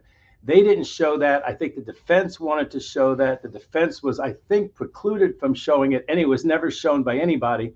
But I think that given the state of the record right now, and I think that's why the right is bracing itself for the fact that he's going to be convicted. And I was on one of these shows where they have a poll that supposedly shows he's going to get more votes if convicted than acquitted. If they believe that, the world has gone mad. Maybe the world has gone mad. Maybe there's never been anything like this. Yeah. Well, I love that you appear on so many of these right-wing shows on Fox News Channel, et cetera, because you do give us a perspective into the way information is cherry-picked, and I'm sure they'd say that information is cherry-picked on MS, et cetera. We try to be fair to both sides here, as you've noted. Go ahead, Kim. 2 questions. The first one, Great to see you, Kim. Good to see you too. Hi. What do you make of the information the jury requested regarding the interactions between Donald Trump and David Pecker? And does that say anything about what they're looking at? And then the second... Take that one first? Can I take that one first? Sure, please. Yes, I think that's bad for Trump. Because if they totally disbelieved Cohn, I think that they would be asking different questions. Maybe they would have even acquitted him by now if they totally disbelieved him. You know the argument: liar, perjurer, thief, ranter and raver, manipulator. But guess what? Told the truth about Trump knowing. And that's what I think the jury is coming to that conclusion. But what I think, looking back at Pecker and Cohn at the same time, they're going to see that Cohn was corroborated by Pecker, that Pecker and Cohn are saying the same thing. So the idea that Cohn just made this stuff up out of whole cloth, well, right off the bat, they're showing any doubting jurors, doubting about convicting, that look how he matches up. Look how he's corroborated by Pecker. And I thought it was genius to start the case off with Pecker and the catch and kill, because it gives the whole context for the fact that, again, unlawful purpose. I mean, Trump was up to absolutely no good. If that's going to be the question, he's going to be convicted of a felony. What's your second question? Second question is that when the jury came back and asked for some of this testimony to be, so they could re-examine it, the legal analysis I was reading on CNN said the defense had big smiles on their faces, and the analyst said that every moment that the jury is deliberating is good for Trump, that the longer they take, the better it is for him. What do you make of how long it will take them, and what can we read anything into that, or what do you think? It was a 5-week trial. There were some interesting things about it. Apparently under New York law, this is not federal law in New York or federal law anywhere, but New York state law, supposedly you're not allowed to give the jury instructions in written form to the jury. Isn't that weird? Yeah. So they have to keep asking, and it took more than an hour to read them. So every time they have a question about, okay, so what exactly do we have to find? What is it that bumps it up to a felony? Every time, they have to have the instructions read back to them. So that's going to slow them down. And by the way, they're not allowed to take notes either, are they? No, they're allowed to take notes. One of them is apparently a copious note taker. I expect at least, I expect many verdicts of guilty and many books by jurors to come out of this. You think that's what is the long game here? But four. so they're allowed to take as books. Mark, at least Katz, at least 4 books from these jurors. As the judge gives you jury instructions, you're allowed to take notes on it. You're allowed to take notes, but I mean, how many people are good enough transcribers? Oh no, for an hour-long jury instructions, of course not. Okay, so go ahead. Somebody else disagrees, so it's like we have to have the thing read back to us. They do have all the evidence in there. I've had jurors in the old days where you have to, so if they want to see exhibit number 27, and that has to be shown to them. And then most courts, even in the old days, would allow the evidence to go back. But, in cases where there were drugs or there were guns or there were anything like that, that could not go back to the jury. Mark, do you mind? I wanted to do a little 5-minute riff of mine because one thing that people do when they wait for juries, I've had 4 total acquittals in federal court. I've also had 3 hung juries. And when you wait around for these juries, what you end up doing is, so what did you do before law school? You have all these conversations because suddenly you're there for 2 days and you want to go back over your notes. But after a while, you end up talking to your client or you end up talking to the other lawyers on your side of the case. And so what I want to talk about, if you don't mind, while we're waiting for the verdict, if you can give me a couple of minutes, is that Sure. HBO just did a show about Stax Records. And it was very evocative for me because before I was a lawyer, before I went to law school, even before I went to college, after high school, I had this fantastic job as a roadie for Stax Records and traveled to California. It's the first time, Mark and Kim, I ever came to California, fell in love with it. Like everyone else who's here, who came from somewhere else, remembers the first time they came here and probably fell in love with it when I was a roadie with this band in 1969, summer and fall. How did you get a job as a roadie for the Stax record bands? Well, I was always into journalism, as you can probably tell for how much I like doing your show, and other things that are sort of legal reporting. But I love reporting, and I went to a big high school in New York called the Bronx High School of Science, which had a whole bunch of science and math geniuses, but it had some people like me who wanted to be reporters. And I was the editor of the big high school paper there. And I idolized Mark Twain. And Mark Twain had become a famous reporter and writer without ever going to college. So I figured I'd do that too. So I got a job with an Atlanta newspaper right out of high school. And I interviewed the Barkays because there had been this awful plane crash that had killed Otis Redding and the original Barkays. And they had reconstituted the Barkays at Stax Records, and I was interviewing them. And we hit it off, and they said, our roadie just quit. Would you like to be assistant roadie? Because I said to them, I don't really know how to be like the roadie for a band. I'm pretty good technically. I went to a science high school, but I don't know if I can do all of this stuff. And they said, well, just follow what the main roadie does. We just need you as assistant roadie. And I hemmed and hawed, and they said, we're going to California. And when they said the tour bus is going to California, and I dreamed of going to California, I called in my resignation to the Atlanta newspaper, and I became a roadie for them. And it was wonderful, except after a while, it got a little tiring, and then I went back to school. Well, I have to say, just to remind everybody, and for those who don't know, the Barkays were, really a great group, and Otis Redding had them as his backup band, or his band, if you will, backing up Otis Redding. His traveling band. And they were great. They had a lot of hits. They had, they were the real thing. Mark, Soulfinger, number 2 in the country, 1967. I hope that doesn't take away your monetization, please. No, that's I just did 2 bars.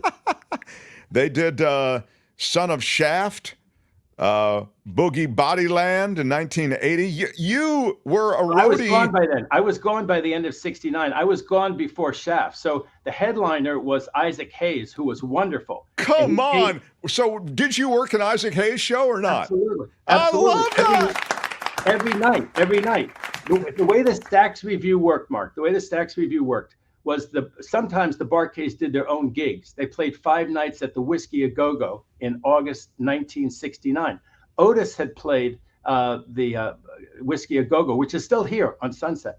But Otis had played it. And so it was like a thing. The Barkays were getting back together. They got 5 nights. They went in there right after Junior Walker. And I met Junior Walker. I mean, he wasn't, I was just sitting there like, oh my God, what does it take to win your love for me? Was like the big hit on the radio at the time. So we met him. Then we played 5 nights at the Whiskey, and we played other things as a band, just, dance to the music, Soul Finger. That was kind of what we did. That was the show. But we also backed up in the Stax Review. We backed up Johnny Taylor, Who's Making Love to Your Old Lady While You Were Out Making Love. Eddie Floyd, who did Knock on Wood. And then, of course, the headliner was Isaac Hayes, who did his version of Walk On By, and a very long version of By the Time I Get to Phoenix. By the time I got to Phoenix. And that was the show, and it was fantastic. But like I said, after a few months of that, going around the country, you know what I mean? It was like time to go back to school. Yeah, I mean, it can be a little bit. I'm just looking at all the hits. I mean, just it's crazy and how relevant they were. I'm sure it gets to be a bit of a chore. Plus, you're not making big money. Now I think those roadies actually do pretty well. I mean, for these huge bands that tour, I mean, the equivalent hugeness today. But that's a great story. Wow. And so you gave it up for the law, man.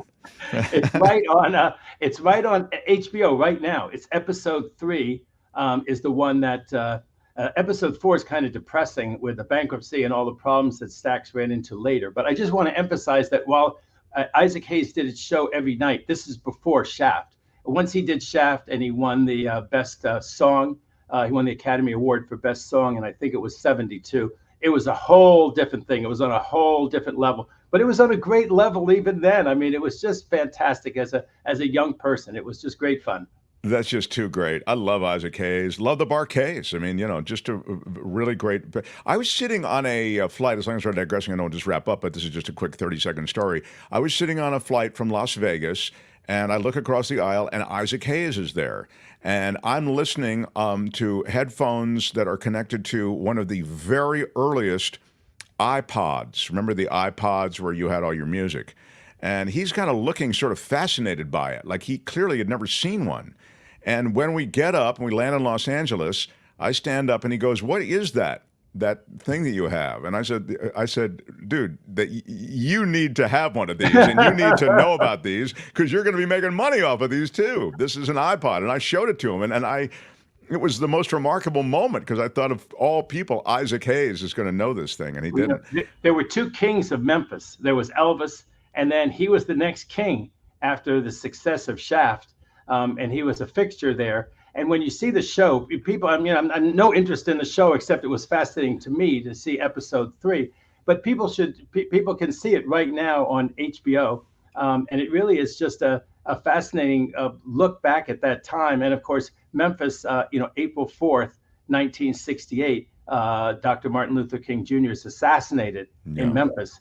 And that hotel that he's on the 2nd floor of was one of the real integrated places. There was technically integration in the country after the Civil Rights Act of 64, but the country was not all that integrated in places like Memphis. But that was a real integrated hotel, and the Bar-Kays were integrated. The group that traveled around the country, there were 2 white people. I was one of the white people, the assistant roadie, and our piano player, organ player, was a white fellow named Ronnie. But when you see the show right now, it's such a time travel for me because James Alexander was the bass player. He was 19 years old then. Wow. I was younger than him, of course. And James is still on there. James Alexander is on the show looking great. And a guy named Willie Hall, who was the drummer for the Bar-Kays and then on Shaft and all sorts of things. And the other thing is that Soulfinger, I think, came back with the Blues Brothers, people who saw the Belushi thing. Sure. I think they brought back Soulfinger in that. Oh, that's great. That's really great. Well, I mean, just such a really like cornerstone music out of Stax And this Records. is what people do when they wait around for juries. You see, this is totally for your people waiting around for the jury, thinking you don't want to just talk and talk and talk about it. At some point, you want to talk about these other great stories. What'd you do before law school? So the last thing I'm going to bring you back to the trial. Last thing I want to ask you: we will have a verdict before the weekend, right? We'll have a verdict tomorrow, don't you think? I think, but the judge will not accept a hung jury. At some point, he has to. But I think the reality is that this case cannot be retried before the election. I think the reality is that now that he's really invested, this judge is in the fact that Trump must be there every day of the trial. I don't see how he has another 6-week trial where he takes that same view that Trump has to be there every day. Because it takes him off the campaign and affects the campaign. I think the country will go mad if Sure. there's a hung jury and they say, okay, we're going to try the case in 2 weeks, and Mr. Trump, you need to be here for this, from 2 weeks from now until 8 weeks from now. I just don't think that that's going to wash, and I just don't see that happening. They get all those witnesses to come back. That's not a problem. But having Trump sit there, and I think if he says, you know what, this second time around, you don't need to sit there every day. You can come just the days that you want to, which is, I think, what he should have done in the first place. I think that will be like, well, wait a second. If he can do that for the second trial, why couldn't he do that for the first trial? Imagine how Trump will exploit that.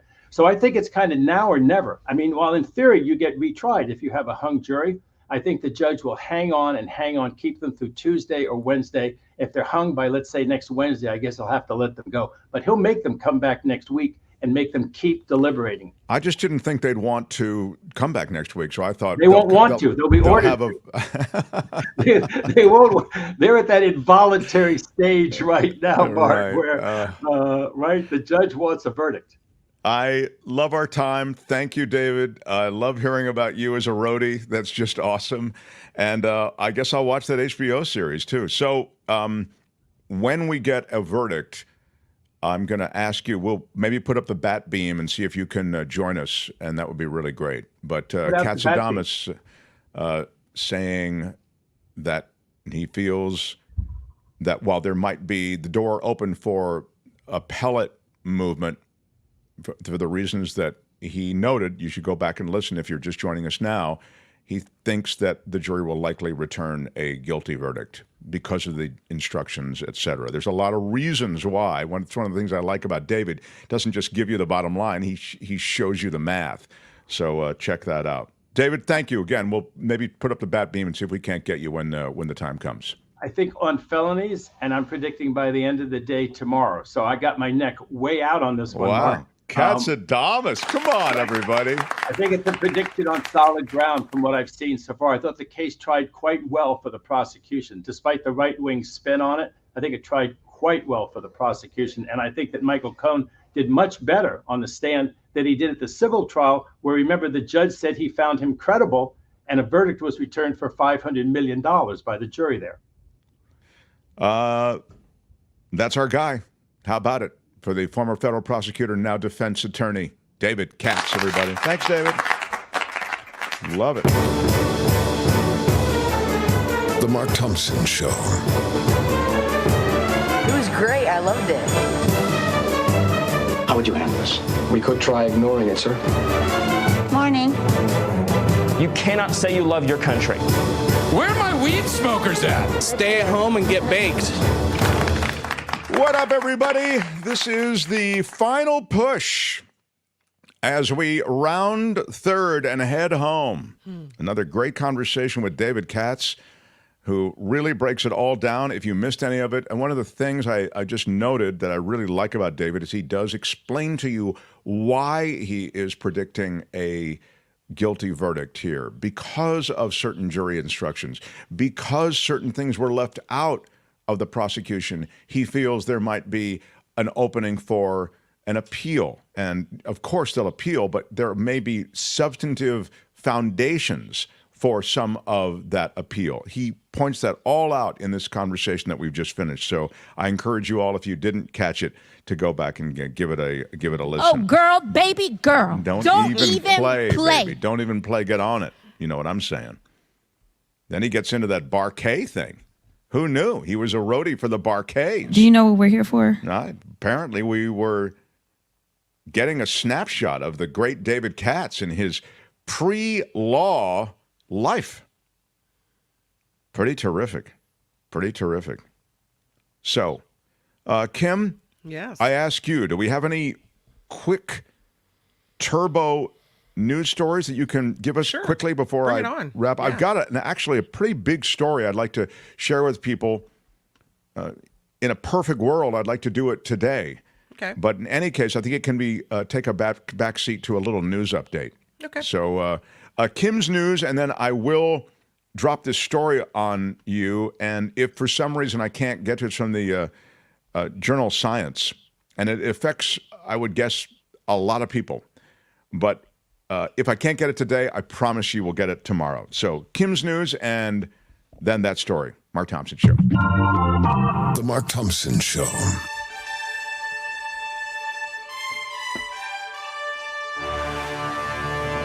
On the Mark Thompson Show, I'm Kim McAllister, and let's go right back to it. Trump will likely appeal should he be convicted in his criminal hush money case, and the appeal process could take months or longer, likely delaying any punishment that would be doled out by the judge in this case past Election Day. Trump's legal team would face the appellate division in Manhattan. In the unlikely event Trump is handed prison time, he would likely be allowed to stay out of jail pending appeals, and that would be past the election. He's not going to jail anyway, but interesting nonetheless. I don't know. No? Okay. I hold out hope. Okay. Yeah. Chief Supreme Court Justice John Roberts is declining to meet with Democratic lawmakers to discuss ethics issues in the high court. Senators Dick Durbin and Sheldon Whitehouse asked Roberts to address what they called the Supreme Court's ethics crisis. This after Justices Samuel Alito and Clarence Thomas have faced calls to recuse themselves in cases related to the attack on the U.S. Capitol due to controversies over flags reportedly flown at Alito's homes linked to the Stop the Steal effort and Thomas's wife's reported involvement in the very same effort. In Santa Cruz County, there are some new details out on the break-in at Aptos High School this week.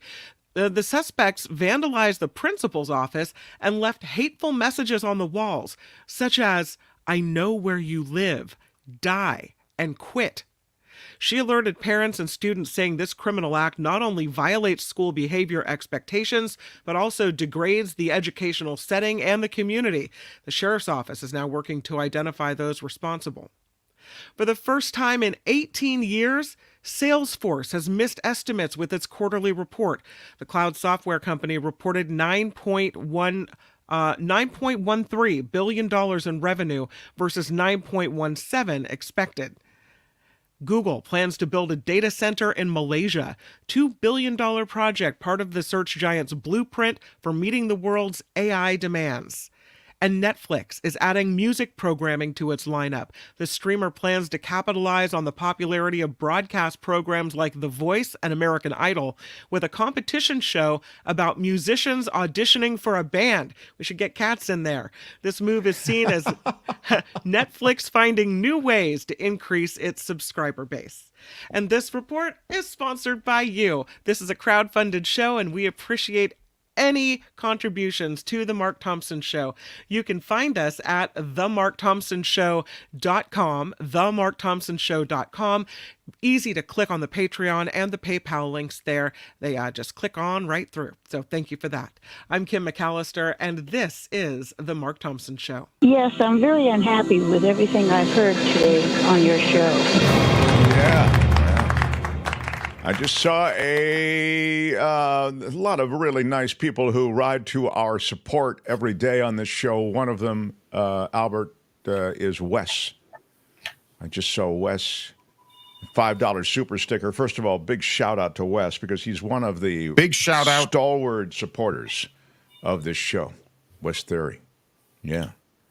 And then there is Luis, just received my Tenuta wines. He hits us with a $10 super chat. Big shout out. He says that the Tenuta wines, which pairs best with Monday's swoon? Yes, June swoon is Monday. It's a private meetup with Spencer Christian, with Josh Mankiewicz from Dateline, with Avila, with John Rothman. It's a very limited number. I would call it an elite event. Both are delicious, though. Luis will be part of it. He's talking about the wines.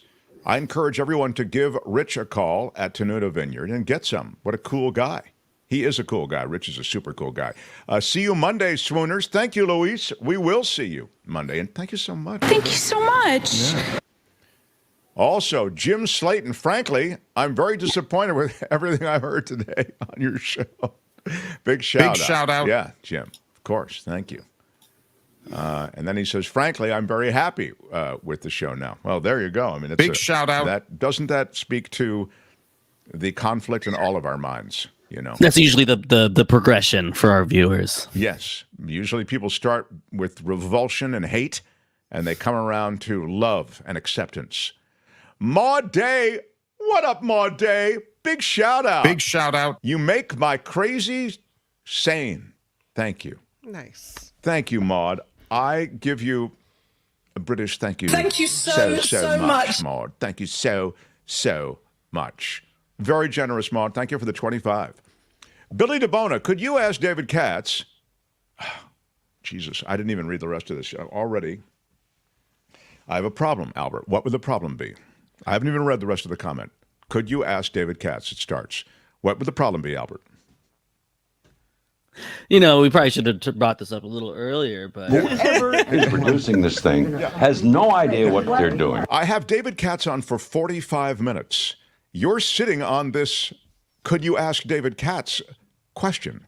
And in all of that time, you didn't even I'm with there with all the Why viewers. Are you yelling? It's such a great segment, and I just catch myself listening. He even had some personal anecdotes today, so I felt like we really. Could you ask David Katz why he went from criminal prosecutor to criminal defender? Billy wants to know. He's one of the best.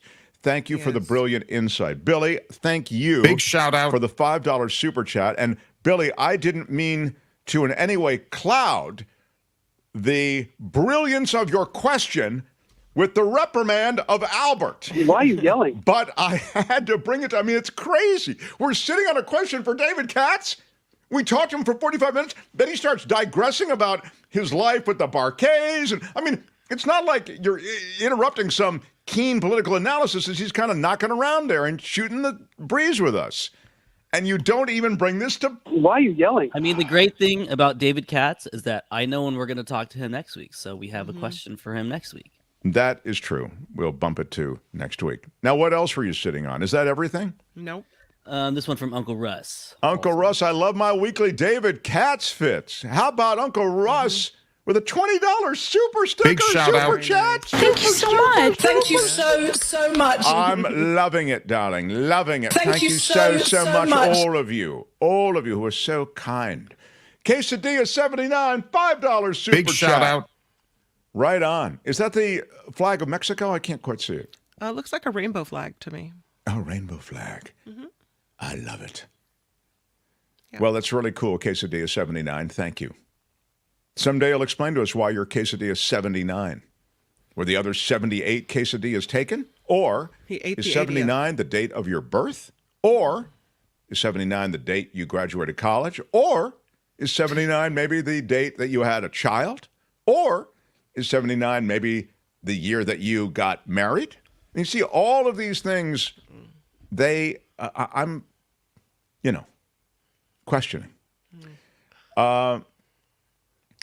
Teacher Lori, she asks, thank you, Billy, for the question for David Katz. I have the same question. Why did he go from being prosecutor to defender? You can see, Albert, how that could have been appreciated by people like Teacher Lori and others.